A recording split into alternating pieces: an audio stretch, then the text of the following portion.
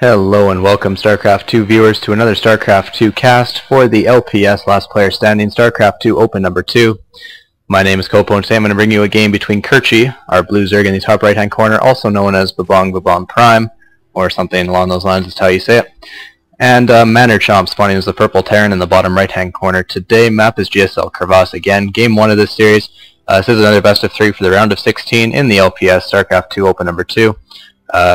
Again, I think it might be the final series, or maybe the second last series we're casting, as we are finished after the round of 16, and I do believe Doa takes over after us. So we'll try and give you our best casting for the last couple games here, as I'm sure they will be action-packed and fun-filled. Obviously, Kirchi, BboongBoongPrime, is a well-known Korean player, I do believe. Mannerchomp's not a player I've heard of, but I'm sure he's obviously quite skilled to get to this point in the tournament. So we'll see how this game progresses here. You see the Terran dropping his first supply depot over at the front of his ramp, intending some sort of wall off, obviously walling off against Zerg. Definitely the best idea. SCV is going to scout exactly where he is right away. So we're going to be, Mannerchomp's going to have full scouting information right off the bat. See exactly when that pool goes down, or hatchery, depending on the tech choice in question. You see refinery before barracks from Mannerchomp, obviously indicating some sort of tech. We have seen that actually quite a bit in the last couple weeks, and especially in this tournament, as we do see Blue Flame Hellion openings becoming much more common, as are some Banshee openings that are starting to make their way back. FPS dropping a little bit here, guys. Hopefully it doesn't stutter too badly.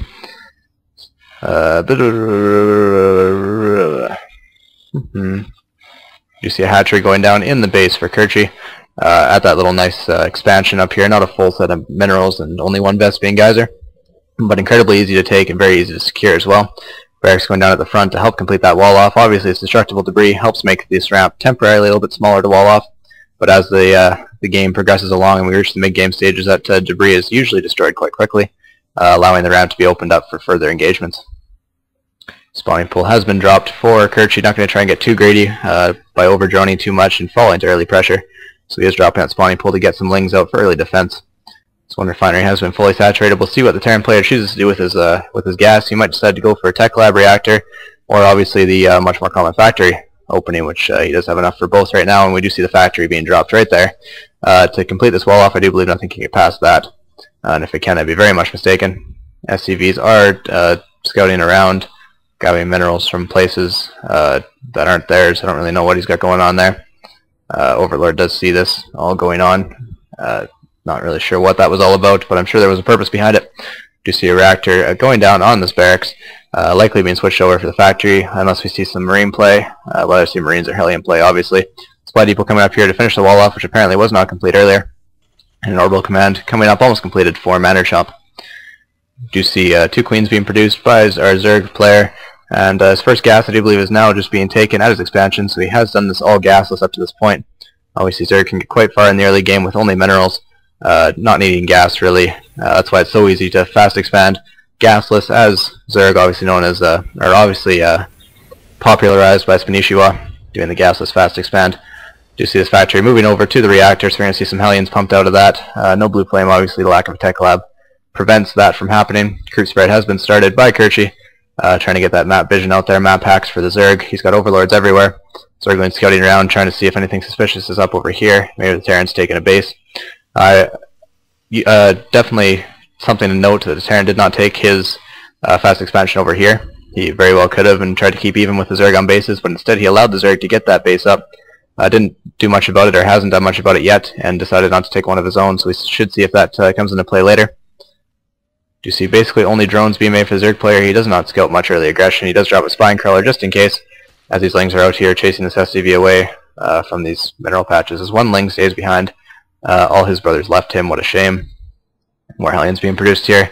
Doesn't quite have enough minerals to be producing fully out of that reactor factory. It is being kind of produced out of fully, but not really. Command center being dropped now at the expansion, but significantly far behind what the Zerg player has been doing, so that economic advantage should kick in for the Zerg at some point. Creep spread continuing out and onwards. We do see Hellions poking up here. We can take that tower, make sure nothing's going on at that tower, kill anything that's taking that tower, as they do have that ability, and they're going to be scanning around the map, killing anything taking this tower to try and eliminate the Zerg's map control with those Elnaga towers. And they should move in here, but 2 queens are very well placed, blocking the ramp as well as the spine crawler, which will root right back there. and basically prevent any sort of damage being done here. Hellions can try and attack that queen, but actually that will be very ineffective, as queens do not take much damage from Hellions at all. Hellions are still queued up though, rallied onto their buddies up front. I don't know if this is going to be an effective harass though, as it's destructible debris plus these queens are able to block off this ramp, no problem. See if the tech switch does go down, and it appears to be going down as the barracks is placed back on the reactor. Second barracks being produced, and the factory appears to be landing with the tech lab add-on. See if siege tanks are made out of that, or if some other choice is made available. We do see no SCV transfers gone down yet, even though those command centers completed. Hopefully we'll see that sometime in the future. Orbital command is going up. There is another queen. Do believe this is creep spreading queen. Yes, he does only have 3 queens on the field. Hellions are up here trying to attack this debris, but it will take them probably years to get through that, as they don't do a lot of damage versus those rocks. Do see a siege tank being made for the Terran player out of that factory with Tech Lab. These Tech Labs take almost no time to build, so that Tech Lab did get up and going nice and quickly. That Hellion manages to sneak in, sees almost nothing before he's poked to death by the Spine Crawlers and mauled by the Zerglings, which are going to move out here and try and attack these 4 Hellions, maybe try and get us around, but Hellions are quite good against Zerglings. So this might be a bit of a mistake. They're going to turn around and get a couple shots on, but if the Zerglings get surround, they'll kill quite quickly. Hellions back up to the corner trying to prevent that surround. The Zerglings are actually doing quite a bit of damage. He lost quite a few, but he's also taking significant damage to his Hellions. Third one falls, last one will go down, I'm sure, in time, as these Zerglings are poking away at it. Actually, this might be a close battle. That Zergling does go down before it kills the Hellion, and that Hellion manages to remain alive, I do believe. Yes, he's going to take this tower just as a final... you. 2 barracks have been dropped now, another factory going down here. We do see a dual tech labs on these barracks. Obviously, probably Marauders, I'd have to assume. Ghosts and Reapers don't seem to be likely to come out of those. Might see some switching going up too, but we will likely see Stim researched. Zergling's going to try and poke up here. They're going to see basically a force. Good reason, the supply depot there. The Zerglings could have run in, but they chose to attack this force head-on instead and didn't do a whole lot of damage as a result. Stim does get started for the Terran player. See back at home, the Zerg has done amazing creep spread. Actually, it's just lacking this destruction of the debris here, which I'm sure he'll get on quite quickly. And he is keeping up on his larva injects as you would expect of a player of this caliber. He does attack his own destructible rocks, trying to give him more access and allowing his units to move more freely between the bases. I'm sure he'll expand probably here in the fairly near future. Creep spread is still quite good as it is by most Korean Zergs. I do believe he is Korean, and if he is, and if he isn't, he's definitely spreading creep like a Korean. Definitely the way they seem to be doing this. Starport is going down now, finally, for the Terran player as he built a tech lab on the factory. We'll see, looks like Siege Tank, he's not exactly taking advantage of these barracks with their tech labs outside of doing the research, Combat Shield and Stim, but he isn't building Marauders, so it looks like you're going to see Marine Tank out of Mannerchomp, which is quite a standard composition against in all matchups for Terran. Creep spread is popping, these creep tumors are numerous, and actually this creep's getting quite far out. The Terran player is unable to prevent this, as he does not have really any map control at all. This Hellion did go down at some point, or he just moved.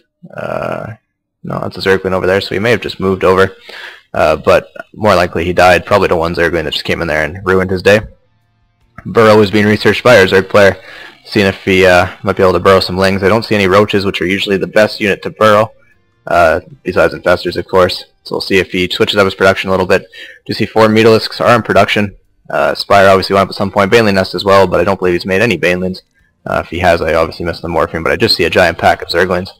Melee attacks 2 and flyer attacks 1 coming down for the Zerg player, as well as a whole bunch of drones. Yeah, he's basically free to drone up at will, and that will allow his economy to basically be rolling much faster than the Terrans, as the Terran is still currently stuck on basically 1.5 bases with a little bit of supply block there. I'm sure that'll be rectified by these 2 supply depots coming in right now. There we are. Fixed quite nicely. Stim is almost completed, but I don't believe he's going to try and hit that timing, as he does not have a very big force to deal with what the Zerg has. Meters are going to come over, only 4 of them though. I might try and do a bit of harass there, but there's a missile turret up here, and I do believe the Terran is fully aware this is going down. Starport here is building a reactor, so we'll see some medvacs, quite likely, or maybe some Vikings to go Overlord sniping. Command center coming down here for the 3rd base for the Terran, as me just swinging around the side, maybe trying to catch this undefended expansion, but there is a missile turret here, well placed actually, so Kerchi might be forced to turn around and go back. Do see tanks are sieging up here on the ground, low ground. Scans going down to try and kill off some creep tumors, so this creep is getting dangerously close to the Terran base. Minas are going to be able to try and pick off these tanks, but the Marines are going to stim back and try and kill them before they do too much damage. They managed to kill the SCV building that command center, so I'll have to bring another one down to finish that job up. This army not looking too devastating by Mannerchomp, obviously. He's sitting a little bit weak in that department. Banelings and Zerglings here be able to take out a good deal of that, as well as the mutas might be able to catch a tank or two undefended.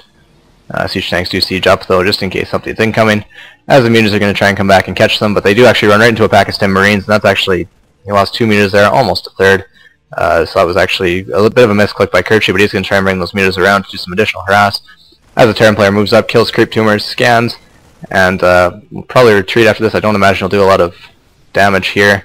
It'd probably be unwise for him to actually run right into that, although he is trying to siege up. Down on the low ground, moving Marines forward. Scan goes down, trying to kill anything burrow, but here come the Banelings. The Banelings are going to roll right in and do a huge amount of damage, basically kill all the Marines. They do kill all the Marines, and these Zergons are going to be able to run in outside of this pack here, but those are melted quite quickly. And these tanks do manage to survive with a couple Marines and a medvac. Actually, that was a poor engagement by Kerchi. I don't think he really thought that one through quite well. The Baneling control wasn't the best. He did manage to kill most of the Marines, but the siege tanks were left alive to deal damage. Mutas come in, trying to kill the rest of the Marines so they can go to town on the tanks. Marines trying to stay alive, but they don't manage to do so. A couple more Marines stream in. They're basically fodder for the mutas now, as single Marines aren't very good against mutalisks. These tanks are going to be forced to retreat back home. Missile turret going up here, trying to kill these mutas, as they are actually being quite pesky. Going to kill off the medvac, I do believe. There we go, and a tank, and they'll likely get this tank as well, and there it goes. That basically was most of the Terran's army, unfortunately, for Mannerchomp. He did lose that engagement quite badly, mostly due to the mutalisks coming in afterwards when the Marines were not quite rallied up there yet. You do see a bit of a force moving out by the Zerg player. Terran player hasn't had much of a chance to remax yet, although he is sieging up his tanks. He does have a decent size of Marines here.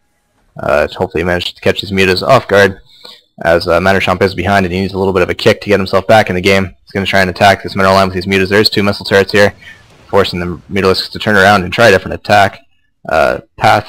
You see SCVs moving down to transfer to the third base. Marines are going to stim up, but they're going to be blocked by their own buildings by the looks of it. This terrain's actually quite useful for mutas to try and navigate around, as there's lots of level differences, making it difficult for ground units to catch up to them. Creep spread has been retreating ever since the creep tumors were killed. Not something that Kerchi's managed to re-get, although he is still expanding out this way, as he did have creep going in 2 directions, and this creep will eventually reach from the other direction, the same location as the other creep was. See a hatchery going down here at this base, trying to take himself a 4th, I do believe, as 3 bases have it up and running for quite a while. This expansion is running low on minerals. His main is running quite low on minerals, so we need to take that to make sure he's still got some income left. Marines loaded up in the medvac. We'll see if we see anything out of that. Maybe a clever drop. Marines that were stimmed. I don't really know what that was all about. He's dropping Marines, obviously. Maybe that was a misclick.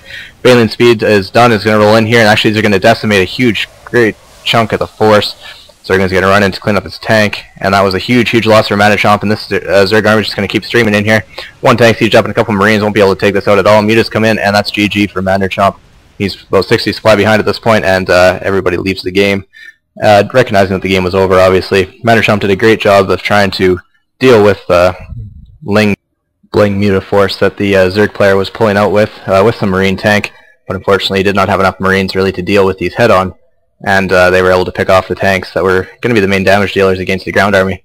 So that's been Game 1 of the series, guys. I'll be bringing you Game 2 in a few short moments here. We'll see if Mannerchomp can try and bring this back to tie the series, or if Kerchi, also known as BboongBoongPrime, manages to take this series 2-0 in the round of 16 for the LPS Last Player Standing StarCraft 2 Open number 2. This has been Kopo. Hopefully you guys enjoyed the cast, and I will see you guys later.